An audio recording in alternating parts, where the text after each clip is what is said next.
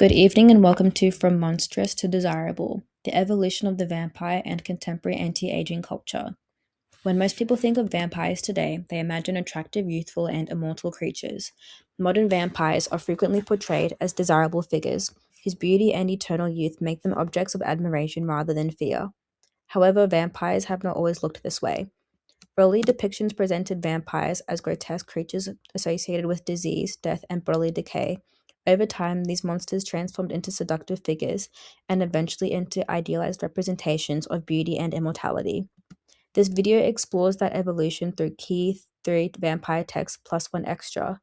So we have Nosferatu from 1922, Dracula from 1958, and the contemporary vampire texts, which are Twilight from 2008 and the Vampire Diaries from 2009. Within this video, I argue that changing representations of vampires reflect shifting cultural attitudes towards the body, aging, and the desire to overcome human limitations through the headings of the monstrous vampire, the seductive vampire, and the idealized vampire. To begin with, we have the monstrous vampire. One of the earliest and most influential cinematic vampires is Count Orlok from Nosferatu. Unlike modern vampires, Orlok is not attractive. He is bold, gaunt, and corpse-like, and most of all, unsettlingly animalistic. His appearance emphasizes physical deterioration rather than perfection. Research into vampire folklore suggests that early vampire myths were often linked to fears of disease, plague, and death. Rather than representing power or desirability, these vampires embodied anxieties about bodily corruption and mortality. Count Orlok reflects these fears. His appearance resembles a walking corpse, reminding audiences of the fragility of the human body and the inevitability of decay. At this stage, the vampire functions primarily as a warning. It represents what humans fear becoming. Moving on, we have the seducer. By the mid-20th century, the vampire began to change. Christopher Lee's portrayal of Dracula in the 1958 film presents a vampire who is not only frightening, but also charismatic and attractive. Unlike Count Orlok, Dracula appears sophisticated, confident, and physically appealing. While he remains dangerous, his threat no longer comes solely from disease or bodily corruption. Instead, his power increasingly relies on seduction and desire.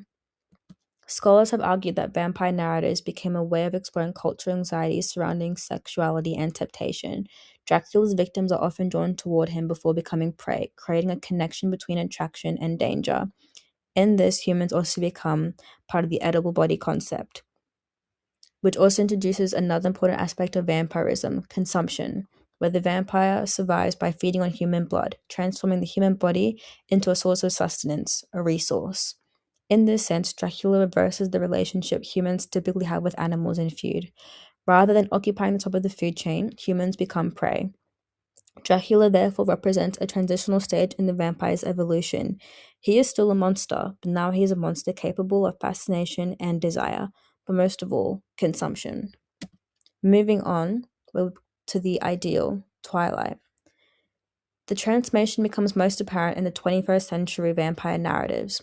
Characters such as Edward Cullen from Twilight, and also potentially those from Vampire Diaries, are presented as attractive, fashionable, and eternally youthful. Their appearance reflects contemporary beauty ideals rather than monstrosity. Unlike Count Orlok, there is visual evidence that these characters unlike Count Orlok, there's little visual evidence that these characters are monsters at all.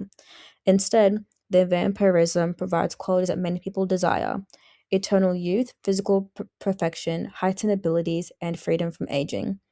This shift can be connected to contemporary anti-aging culture.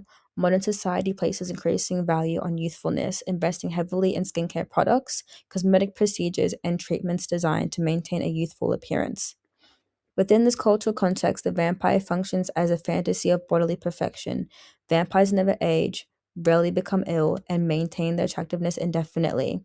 Qualities that once made vampires unnatural have become increasingly desirable.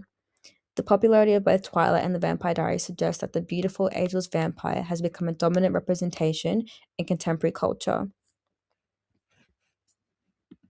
Also, with the Vampire Diaries, along with many other contemporary vampire texts, it establishes that it wasn't just a Twilight phenomenon, and the vampirism is rarely reflected in their outward appearance, making them almost indistinguishable from ordinary humans.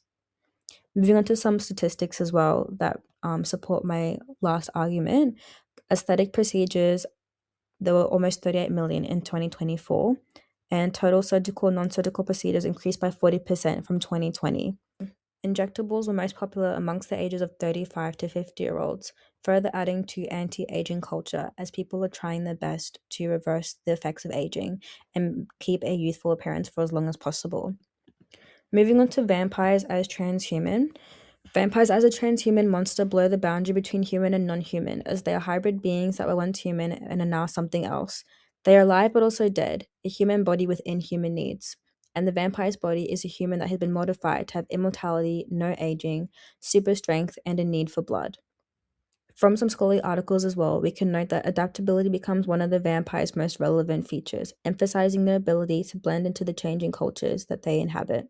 The evolution of the vampire reveals changing attitudes towards the human body itself, from the diseased and decaying figure of Count Orlok to the seductive Dracula, and finally the idealized vampires of Twilight and the Vampire Diaries. The vampire has undergone a remarkable transformation. What was once a symbol of death and bodily deterioration has become a fantasy of youth, beauty, and immortality. Ultimately, this transformation demonstrates that monsters are never fixed. They evolve alongside society and reflect changing fears, desires, and cultural values. In the case of the modern vampire, the monster no longer simply represents what we fear becoming it. It increasingly represents what we wish we could be. Thank you for your time.